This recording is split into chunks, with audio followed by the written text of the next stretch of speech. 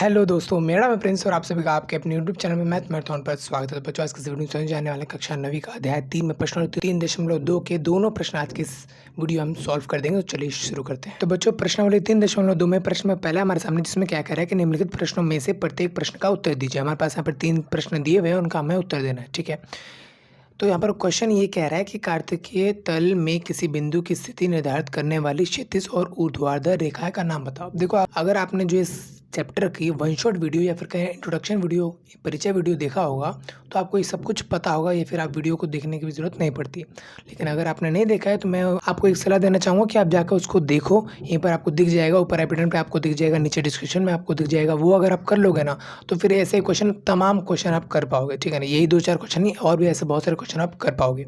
ठीक है, फिलहाल भी आप यहाँ पर हम इसकी बात करते हैं कार्तीय तल। कार्तीय तल मतलब आप समझते हो ना, याद आ गया होगा थोड़ा बहुत अगर आपको। कुछ इस तरीके से बनता है यहाँ पर, है ना। मतलब ये होता है एक्स एक्सिस, इधर बढ़ा दिया इसको, ये होता है वाई एक्सिस, इसको इस पॉइंट से इधर बढ़ा दिया, तो इस पूरे को कहते हैं कार्तिकीय तल। कार्तिकीय तल पर किसी बिंदु की स्थिति यानी कि कहाँ पर है उसको निर्धारित कौन करता है, उसको कौन देखता है कि कहाँ पर है, वाली क्षैतिज और ऊर्ध्वाधर रेखाओं का नाम बताओ। अब देखो यहाँ पर ध्यान से बात है कि कोई भी पॉइंट कहीं भी ले लेते हैं। फॉर एग्जांपल मैं मान लो यहीं पे पॉइंट ले लेता हूँ यहाँ पर। ठीक है, तो इन उसको निर्धारित करने के लिए, फिक्स करने के लिए कौन सी रेखाएं हैं, एक ये वाली और एक ये वाली। अब आपको पता है ये क्या है, सपाट है ना, समतल इस टाइप का।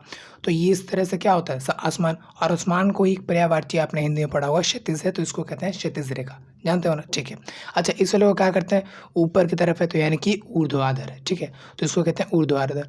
तो भाई इनका नाम क्या है, देखो वहाँ पर ये के नाम तो दिया ही हुआ है, उसके अलावा एक और नाम है इनका, एक्स अक्ष। मैं यहाँ पे लिख देता हूँ एक्स अक्ष,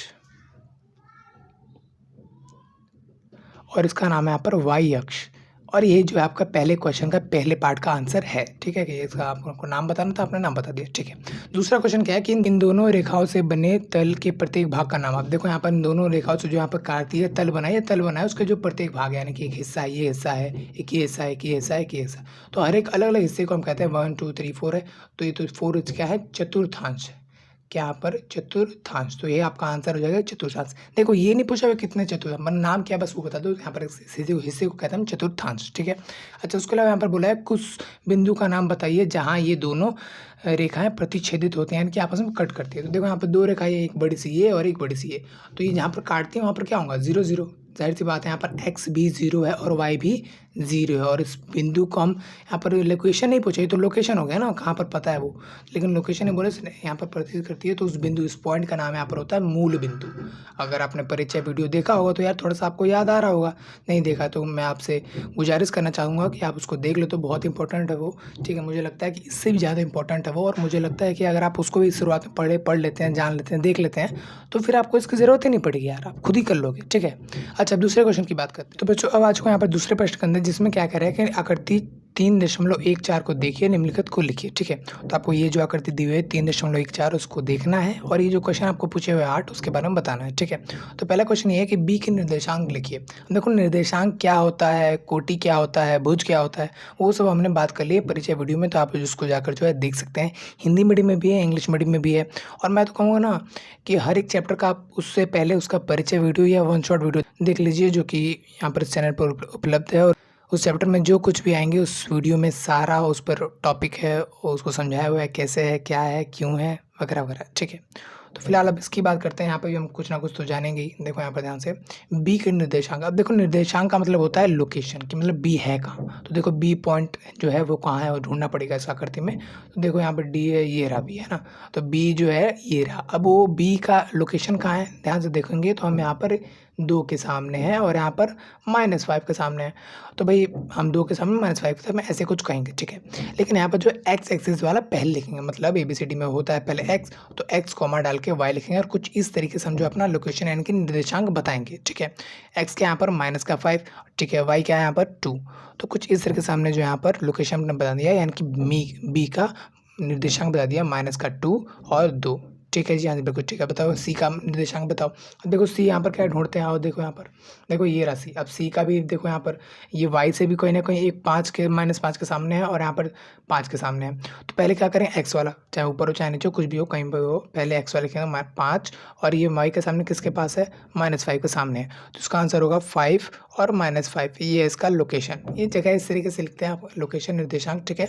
आगे है निर्देशांक -3 -5 द्वारा पहचाना गया बिंदु। देखो निर्देशांक यानी कि हमको लोकेशन दिया है -3 -5, -3 यानी कि x, पहले वाला x होता है ना, पहले वाला x होता है, दूसरे वाला y, तो पहले वाला x है जो कि -3 है। तो ये वाला हमारा लाइन x का है, ये बोला है -3 है, तो x वाला -3 ये रहा, ठीक है। अब बोला -5, अब देखो ऊपर जाता हूँ तो ये तो प्लस के आगे सब, लेकिन नीचे आऊँगा तो ये कहेंगे माइनस के भी -5 पे जाना है। तो देखो कहीं न कहीं ये पॉइंट है और ये पॉइंट कौन सा है, ई, तो इसका आंसर होगा यहाँ पर ई, ठीक है। अच्छा, निर्देशांक 2 और -4 द्वारा पहचाना गया बिंदु बताओ। अब देखो 2 क्या है, पहले x होता है, y होता है, ठीक है, फिर y होता है, ठीक है। तो x यहाँ पर प्लस का 2, तो प्लस का 2 ये रहा। अच्छा, y क्या है, -4 ऊपर होता है नीचे, देखो ऊपर वाले में तो ये सब प्लस वाला है तो इनके सामने प्लस वाला होगा, लेकिन इसलिए हम यहाँ पर जो आएँगे यहाँ नीचे, क्योंकि यहाँ पे -4 ये रहा जी, यानी कि इसका आंसर होगा यहाँ पर जी, ठीक है। डी का भुज बताओ कितना है, वो छोड़ो, एक्स से मतलब वाई से कितना दूर है, या फिर कहें एक्स पर कितना आगे गया हुआ है 6 तक, तो इसका आंसर होगा 6, ठीक है। अच्छा, बिंदु एच की कोटि बताओ, एच वाई पर कितना चला ये बताना आपको, ठीक है। तो एच ये रहा, अब ये एक्स पर ऐसे चलता तो यहाँ पर एक्स पे आया, ठीक है, लेकिन फिर ऐसे भी तो आया है ना, इस पॉइंट से नीचे भी तो आया, तो इस पॉइंट पे कहाँ पे चला है, -3 पर, तो -3 इसका आंसर होगा, यानी कि कोटि होगा। बिंदु एल के निर्देशांक, अब देखो बिंदु एल कहाँ है यहाँ पर, हाँ तो मैं जो बताना भूल गया, यहाँ पर जो है ये रहा एल, ठीक है। तो इसके निर्देशांक बताने हैं कि कहाँ पर है, तो देखो एक्स पर कहाँ चला, देखो एक्स कहाँ पर है, ये रहा, मतलब 0 के सामने है ना, तो 0 ये रहा, ठीक है। और ये कहाँ है, वाई पर 5 तक गया, तो ये रहा कुछ इसके निर्देशांक, यानी कि 0 और 5 यहाँ पर आप जो है लिख लेना। इस क्वेश्चन का आंसर यहाँ पर मैं लिख रहा हूँ, ठीक है। बिंदु एम के निर्देशांक बताओ। अब एम के निर्देशांक यहाँ पर कहाँ है बच्चों, ध्यान से देखेंगे तो एम कहाँ है, ये वाला यहाँ पर जो है पॉइंट एम था, मैं सॉरी बच्चों बताना यहाँ पर लिखना भूल गया, सॉरी। तो ये रहा एम, यहाँ पर भी एक्स की वैल्यू यहाँ पर क्या है, -3 है। अच्छा, वाई कहाँ पर गया, कहीं नहीं, वो तो 0 रह गया, तो ठीक है, इसका वैल्यू यहाँ पर 0 रहेगा, मतलब कि इसका रहेगा यहाँ पर -3 और 0। उम्मीद है कि थोड़ा बहुत आपको समझ में आया होगा, और इस तरीके से जो यहाँ पर ये प्रश्नावली 3.2 का दोनों क्वेश्चन हो चुके हैं, पूरी प्रश्नावली हो चुकी है। प्रश्नावली 1.1 यानी कि पहले प्रश्नावली में कुछ खास है नहीं, तो मैंने उसको करवाया नहीं, ठीक है, लेकिन आप कहोगे तो मैं करवा भी दूंगा उसको। और उम्मीद है कि आप जो है पहले हर एक चैप्टर का परिचय वीडियो देखेंगे, जो कि इस चैनल पर भी उपलब्ध है। आप लास्ट तक बने रहना, आपको प्लेलिस्ट दिख जाएगा वन शॉट वीडियोस के, तो वहाँ पर आप जाकर जो है पहले उसको देखिए, उसके बाद जो है क्वेश्चन आंसर करिए। उम्मीद है कि आप खुद से कर पाएंगे, ठीक है। तो बस दोस्तों फिलहाल इस वीडियो में इतना ही, मिलता है अगली वीडियो में, तब तक ले जय हिंद।